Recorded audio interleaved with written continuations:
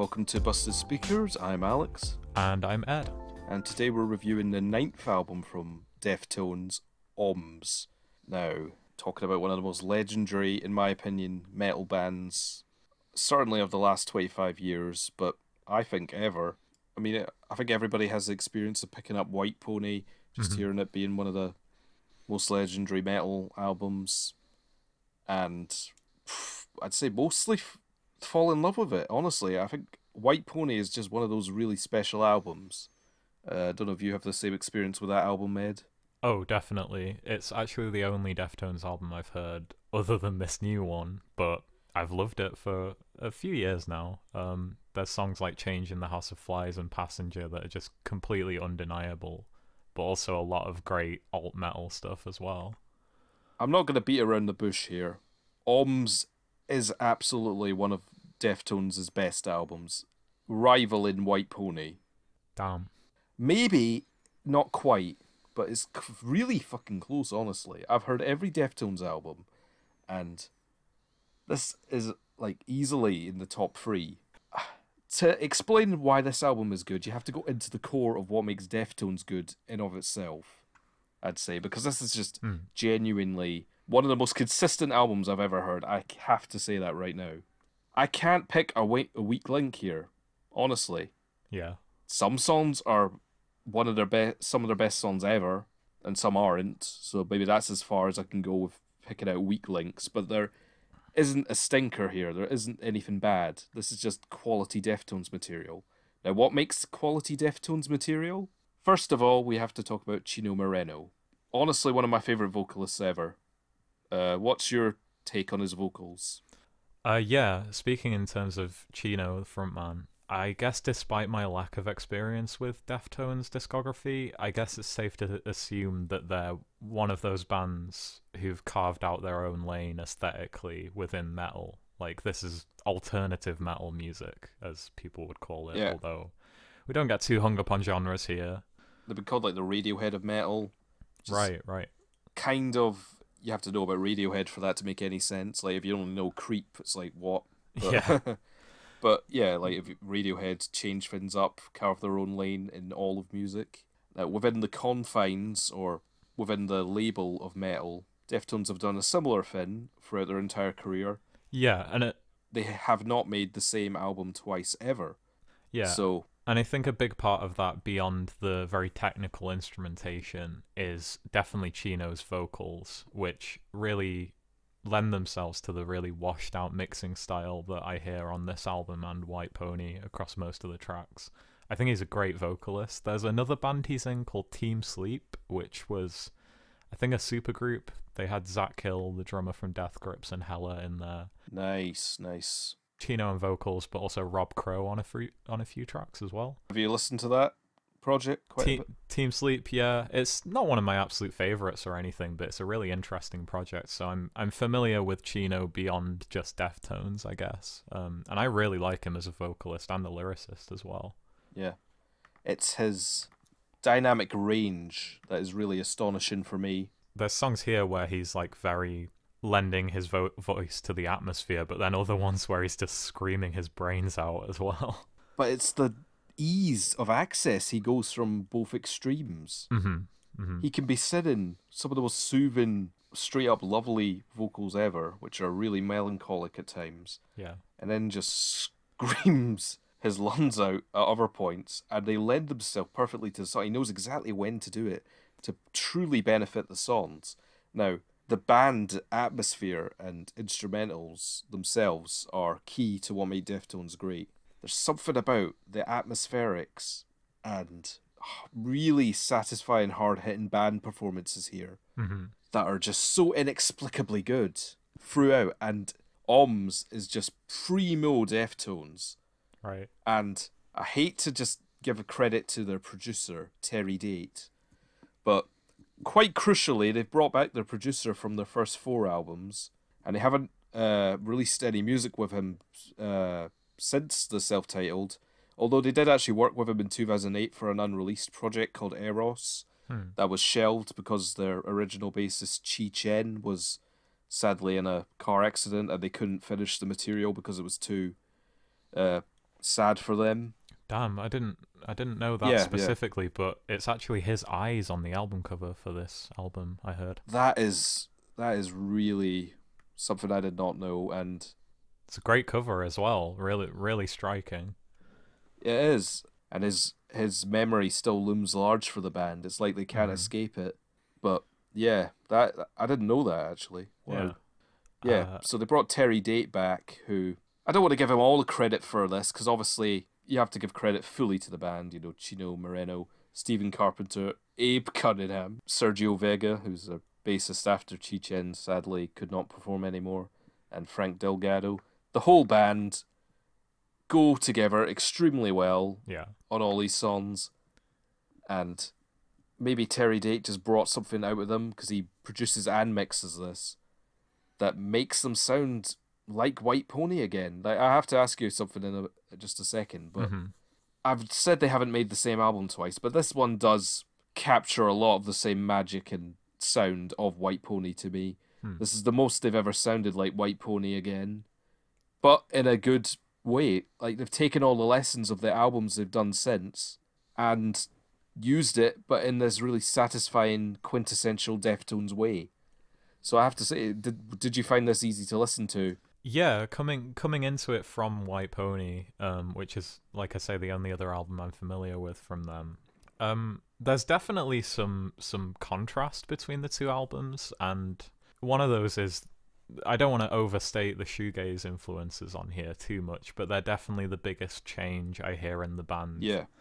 Speaking as someone who's missed out on everything that they dropped between White Pony and this. Obviously, that's something I plan to rectify soon, and I guess I'll see if they took stepping stones towards implementing that style in the way they do. That's exactly what I'm saying.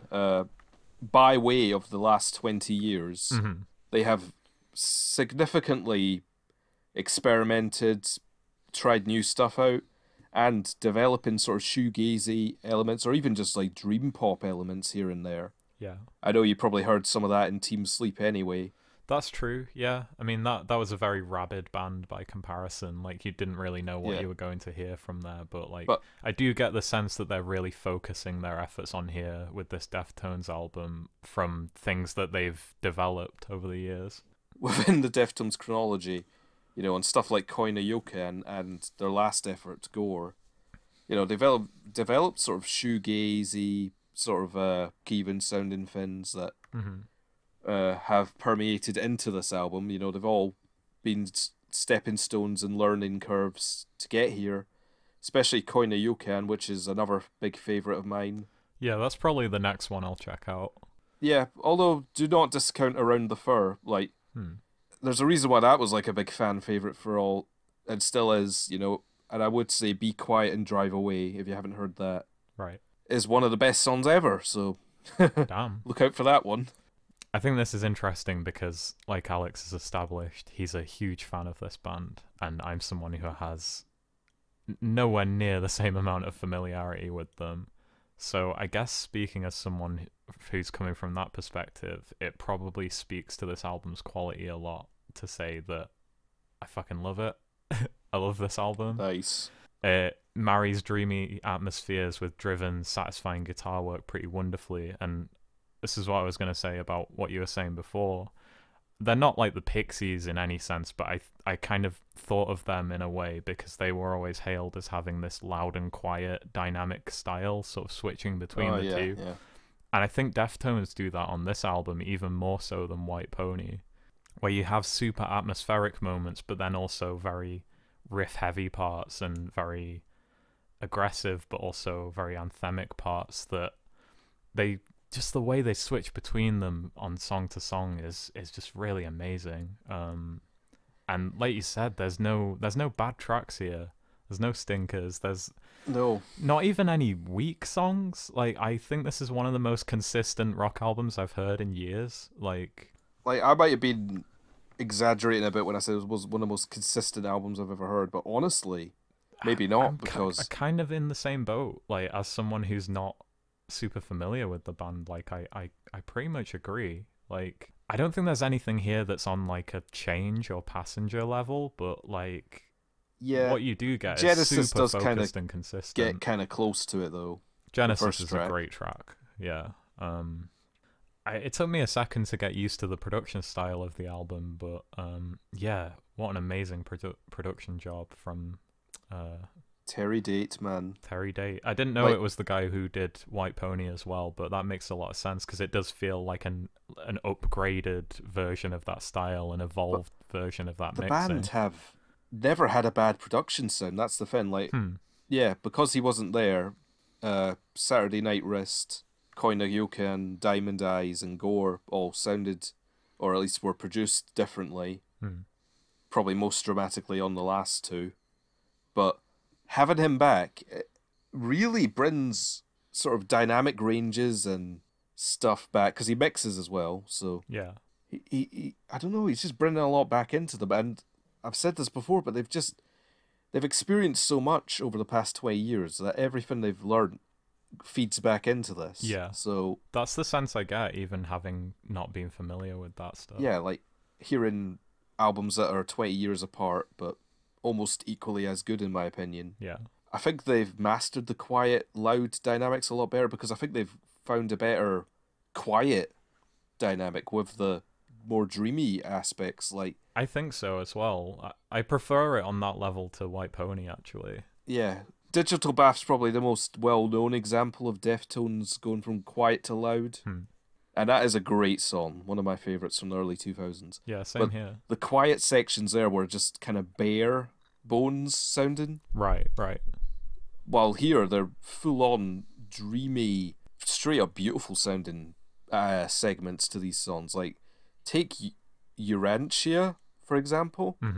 That song wouldn't exist without, like, Koi no Yokan, or even probably one of the most earliest examples of a more of a ballady track, other than, like, Teenager on White Pony, which is pretty good. Anniversary of an Uninteresting Event from the self-titled, which is more of a ballady track. Like, they're marrying these dream pop elements, but they bring back the aggression and power. Yeah. And they're almost working them both at the same time, especially on the track you mentioned, Urantia, which might be my favourite song on the album and is one of my favourite songs of 2020 in general. I had a feeling because this is probably the one that is the most different from White Pony, because it does sound quite like Koi no Yokan. Right. Well, that gives me hope. Which I think you would straight up adore. I think you would adore that album. Damn. Well, you've got aggressive stuff on there too, like Swerve City and Levers, but you've got stuff like Entombed, Rosemary, Romantic Dreams, or some of the best Deftones songs. There's a reason why it's a fan favourite, despite not even being like White Pony. Like I say, this band aren't afraid to try different things within the realms of alternative metal. And to think they started being labelled as new metal back in the day. I mean, they have songs that fit into that framework, but yeah, I don't know. It's a genre that's typically sort of used to put bands down, but I don't know. I don't think it applies to Deftones from what I've heard. For the most part, it doesn't, and I think it's just because Deftones were hard to categorize back in the day. Like, alternative metal probably wasn't a fully fledged term. I think alternative rock was only invented as a term a few years before they debuted. So yeah. But yeah, Urantia, I love the thrashy riff, and the overall structure and composition of that song really struck me as something special. Just incredibly solid work. It's just a song comprised of so many aspects, all of which I enjoy. Love it. You spoke about Zach Hill earlier, and isn't it the Spell of Mathematics that he has a surprise feature on? That's right. I actually read about this on Reddit or something, because it's kind of buried in the track credits. But yeah, Zach Hill contributes finger snaps on the back end of the Spell of Mathematics, and the band referred to that part of the song as their version of like a 4-piece show tunes group. Which, if you listen to the song, it's not even close to what that would sound like, but maybe, yeah, in their honestly, twisted world. The bass part of that song is amazing at the end. Oh, the bass across this whole album is just so sick. It is. I don't know. It's a strange album, because I think, and I get this sense from White Pony, but it's kind of cemented how I feel about them a bit more, hearing more of their work on this. I never really feel like I'm listening to a particularly like compromising band in terms of the tone of their music, and that is Right. probably because of the production job here, which is really punchy and really great, and it's loud and massive sounding, but more in the sense that it's something you're invited to be in awe of, rather than something that purposefully beats you over the head. I wouldn't really call it a fear-inducing or dark or brutal album, as a lot of metal often aims to be. If anything, I feel like this album is more dreamy and fun and anthemic, despite not being sugary in a melodic or poppy sense, No. you know? And I think that's what is so special about Deftones, because I've never heard any other metal band like this, and the just degree of skill in the instrumentation and songwriting that they execute that style with on here. Oh my god. Well, they're one of the only metal bands that successfully have a really seductive, even sexual aspect to their music. Right, right. There's something about, especially on some songs like Change in the House of Flies. Yeah. Chino just somehow does it without sounding corny or out of place, which it would in a lot of metal songs. That's true. Which, let's be honest, the average subject matter for metal songs: going to war, fighting, mystical, magical creatures, Fantasy. fantasy elements. Yeah. They don't really touch on any of that sort of stuff, at least as far as I know. No, Yeah. a lot more abstract and introspective elements here. But yeah, they implement these very lush guitar tones without sacrificing the heaviness. It's a really interesting mix that I really enjoy. Yeah. And yeah, I just love it. This album is one that I think will grow on me even more as the year goes on. I've listened to it maybe 5 times now. Same. And honestly, it's one of those albums that you are consciously aware you're listening to something really great. Yeah. And it hasn't even fully opened up to you on like listen 4. Yeah. There's so much going on. What were your... Try not to sound like that guy from Star Wars. It's so dense. Every song has so many things going on. No. That's actually true though. It is a dense album, but like not in a way that... I don't think it's inaccessible, really. And it never sounds like messy or No, the production job cluttered. is so clean and yet has so much force to it. Like I really gotta give I props don't know to when the they had a mixing. bad production job. Maybe Adrenaline was like a little bit rough because they were just starting out. Well, just from an outsider's perspective, I've seen people say Gore was like kind of marred by its production job, but that might just be a personal preference thing.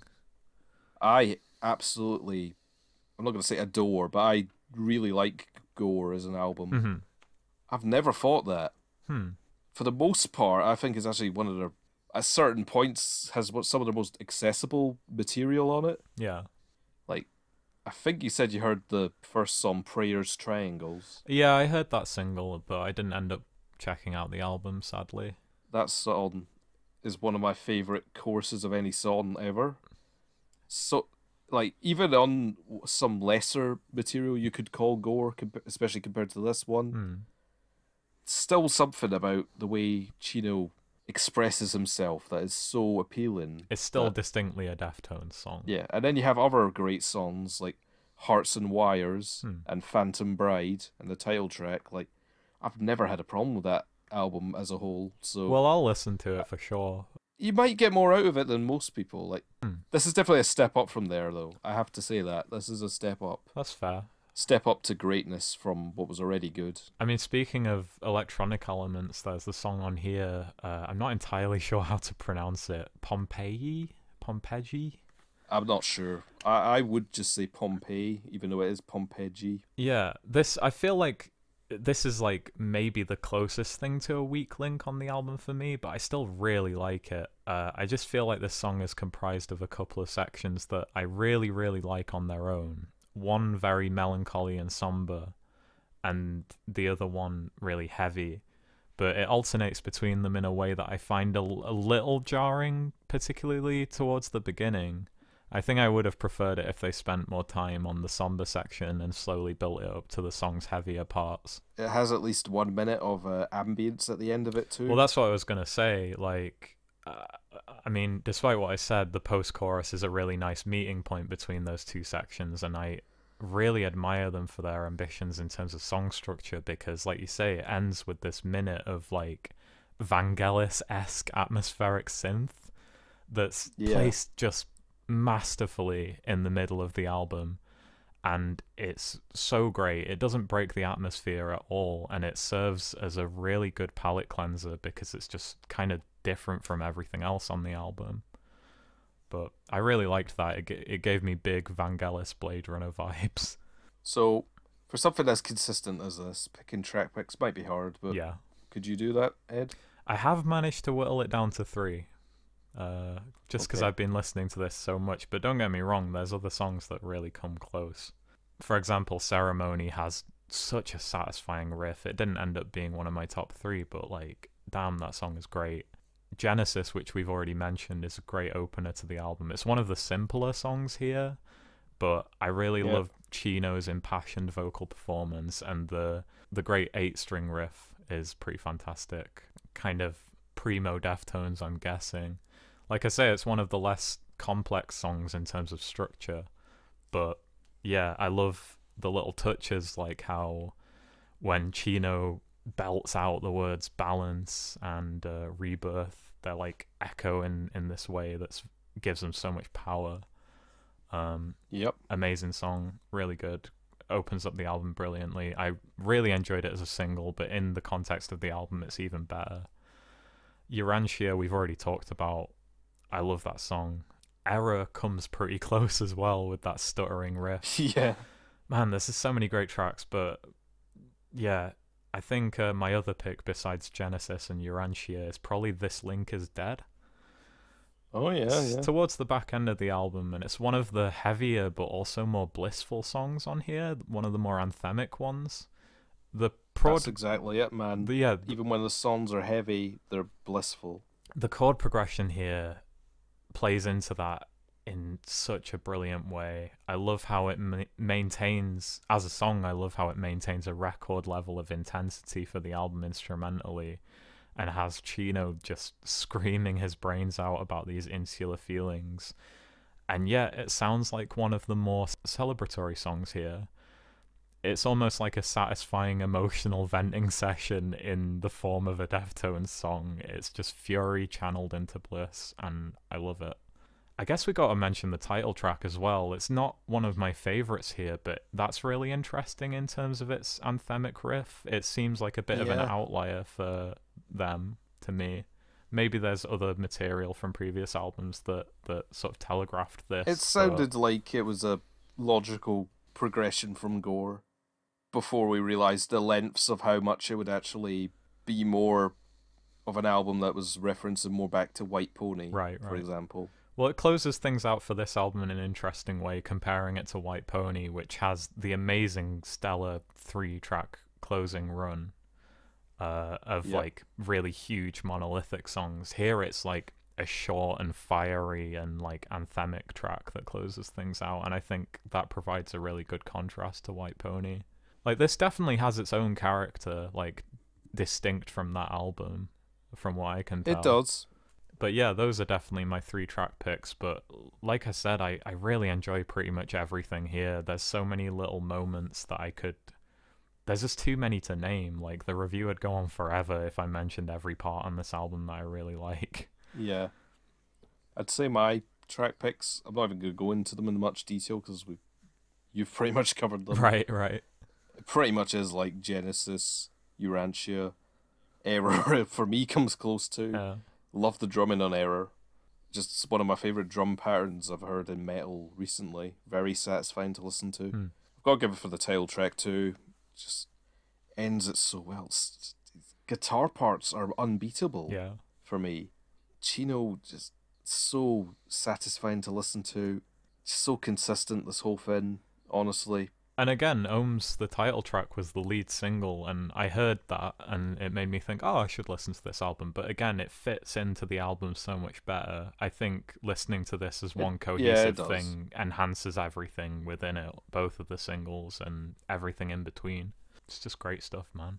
Yeah, so what would you give this album, Ed? Well, This is one of those albums where my praise basically applies to the whole thing. There's not a single song here I wouldn't consider to be compelling to some degree. And there are just, like I said, too many great moments musically for me to even list them off without taking a lot more time with it. There's awesome, soulful, and energetic instrumentation, excellent production, as we've said, that only enhances the superb performances further, with such a wonderful understanding of tone and dynamics. Really addictive riffs as well on a bunch of tracks. There's a few of those that we haven't even mentioned here. Yeah, if there was ever an album to make me feel like I've been missing out on the bulk of a band's discography, this is it, you know? Yep. Like, obviously it's a shot in the dark saying this, but it speaks to how much I love this album. I'm going to be really surprised and happy if much of their other work lives up to this level of quality for me. It is lacking the stellar 3-song closing run of White Pony, but besides that, I think it's pretty close in quality to that album. Yeah. This is just a super addictive album full of heavy but colourful instrumentation and really compelling songs. So, as of right now, I've got to give it a solid 8 out of 10. Nice. Maybe it will go up to a strong 8 on further listens. You know, I still feel like I haven't dissected everything that this album has to offer yet, you know? Yeah. I highly recommend this. Just as a kind of non-fan of Deftones, this blew me away, and I'm happy that you kind of have the same view of it as someone who's heard all of their other work, Alex. Yeah. It's going to be 8.5 from me. Nice. Yep, bringing the 0.5 is back. I would give White Pony a 9. And just because of that ending free, I think it deserves that. This album just reaffirms, reestablishes, and clearly showcases what makes Deftones great at their core values.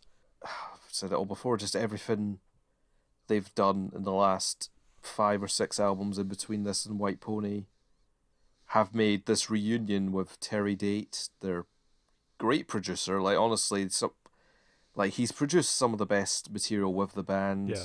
Some of the singles from Around the Fur are some of Deftones' best stuff, so no change there. Similarly, great production job here. This is just Deftones at their best. To have that 25 years in is something to behold, honestly. Yeah, it's insane. It's been 20 years since White Pony, and yeah, they're going strong with this album. So yeah, thanks for checking out another review on Busted Speakers of Deftones Ohms.